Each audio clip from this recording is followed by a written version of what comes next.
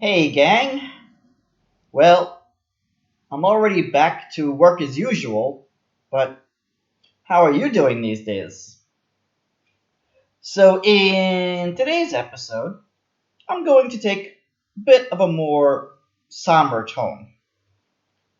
I want to talk about someone who has had a profound impact on my life. Her name is Yui, but I call her my angel of light because she brought light into the darkness of my life. She is the woman who has the greatest influence in my life. Certainly, she is one of my greatest loves, but this was not always so. As with everything, this is something that developed over time.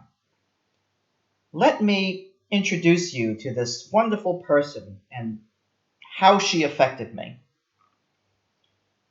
So, this story begins before I moved to China. I had a friend in Chengdu, so I decided to move there. But she moved before I got there, so I really didn't have any friends when I arrived. And I didn't want to be alone anymore. Fortunately, one of my coworkers gave me two Chinese social media apps, iAround and Momo. Well, I never got anywhere with iAround, but I found Momo useful at first. Well, the first person I met up with from that site didn't speak any English, and our date was less than satisfactory. But I hadn't given up. So when I saw Japanese written in a Chinese app, I decided to investigate further. And that's when I found her. At first, I didn't realize that she spoke Japanese, but I inquired, and while she didn't speak any English, already we had something in common, even though my Japanese was abysmal. But this was the opportunity of a lifetime, so I took the next step and set up an appointment to meet. She was about half an hour late, but that's of little consequence. When I first met her, I wasn't altogether attracted to her. I thought she was lovely, but that's about it. I still had feelings for the girl who left before I arrived. But we met and started talking in Japanese, and already I could barely understand her. But I persevered. We went to the mall. Keep in mind, this was only 3 years after I lost my job in America, and I was still poor. Actually, I would suffer from poverty for 7 years, and most of that time I was with Yui. But she didn't really care, so we had a good time together. I don't consider this to have been a date, and in fact, I don't consider any of the time we spent together to be dates. Now, that was the first time I really spent time with a girl, and I felt a bit awkward about it. But we continued to meet up after that. First, we went to a cat cafe. That was a great experience. Then we went and had lunch together. This should have been my warning, as I got hot sauce in my eye. Against all probability, as one drop of a splash of hot sauce careened through the air, changed direction, and landed in the small space between my glasses and my face. In truth, the relationship was doomed before it began, but I didn't care because I really enjoyed all the time I could spend with her. We went from being casual acquaintances to close friends. At first, all I wanted to do was language exchange with her so that I could teach her English and she could teach me Chinese, even though we never actually did any language exchange. I wasn't even thinking about a relationship then. But it wasn't a perfect relationship. Our lifestyles didn't mesh well. She was a night owl and I was an early bird, meaning we almost never had time for each other. She worked most nights and I worked in the afternoons, so it was very difficult for us to meet up.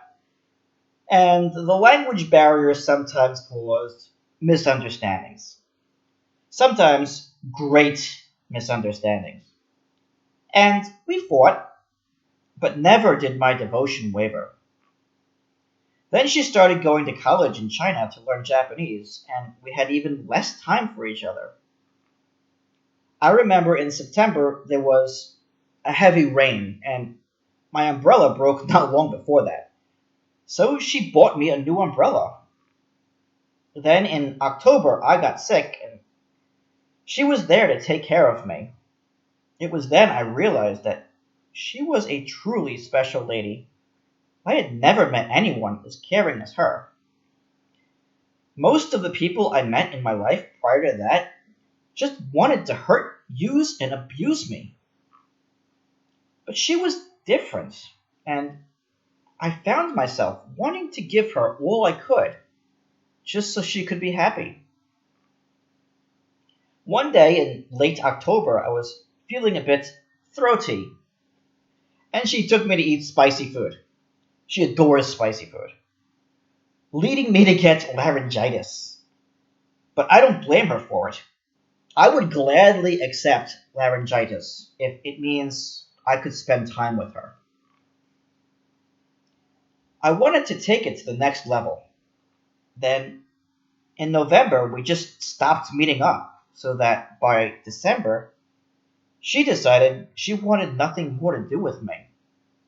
And that made me sad, but I moved on. My heart didn't. I tried to find others to be with, but I couldn't. There was one girl I was fond of, but she ended up dating my roommate. Another girl I was fond of moved to Thailand. A third girl I knew wanted to date me, but our relationship became too complicated. A fourth girl died. So, in the end, we made up and started meeting up again. But this was short lived, as she was already preparing to move to Japan. So we met up in June to prepare for her departure. She went to Japan that July, and I felt that the relationship had ended a second time. The relationship was doomed from the very beginning. I saw the warning signs, but there was nothing I could do. I just kept moving forward, hoping and praying for a miracle that would never come. I moved to Japan just so that I could be with her. But my poverty got the better of me. As I ran out of money, I couldn't support myself, and that made my work sloppy. My company provided me no support. The managers were never available and basically told me to look elsewhere for help. I would have spent my life with her if the company didn't destroy my life. In the end, with no place to go and no way to continue working, there was no way I could keep living there, so I had no choice but to give up. Before we separated again, I gave her a special gift, a bouquet of roses I made for my soulmate, but I couldn't deliver them, so I gave them to Yui. I tried to be strong as I said goodbye to her, and it should have ended there, but it didn't. My heart was not willing to let her go. So a year later, when she returned home for the summer, I went to her hometown to meet up with her. We went to the aquarium and had lunch together. We walked around and I bought her a new dress. It was a perfect day. I held her close to me and confessed my feelings to her for the first time. As always, I had a rose to give her. I wish I could have stayed like that forever, but she had to meet her friends and I hadn't met up with her again. That is, until the last winter holiday when I planned a trip to Japan. Originally, I was planning to go to Thailand, but I just wanted to see her one more time. I wanted to become close to her, but I should have known that there would be problems. There were always problems. The coronavirus that started in China had spread to Japan a few days after I arrived. I had some difficulty in setting myself up, and to top that off, some of our plans were not able to go through. I can tell that she was incredibly disappointed, and I started to feel like, for the first time, she didn't want to be with me. Maybe she already had someone else. The distance between us was a problem, and I had no luck getting a job in Japan. I was frustrated, so I started arguing with her about why she wanted to live in Japan, and then she got defensive. She wouldn't get close to me after that. I gave her another gift, a paper fan that I gave to my mother for her birthday, but after her death, I took it back and gave it to Yui. And then I made my worst mistake. I asked a very insensitive question, and that angered her, and she never wanted to speak to me again. And it left me hurt. I felt hurt because I caused her pain. She completely cut me off after that. So that is my situation. Even though I have nothing but the deepest love and respect for her, if I can't go to where she is, there is no hope for a future. Never before have I found someone so pure and wonderful, and I doubt I could ever have such a wonderful experience again. But she will always be my angel of light. I will support her to the end. Thank you for letting me share my experience with you. If you like this video, be sure to give it a thumbs up, leave a comment, and subscribe to my channel. Also, if you feel so inclined, I would sincerely appreciate any level of donation in my Patreon, link below. Until next time.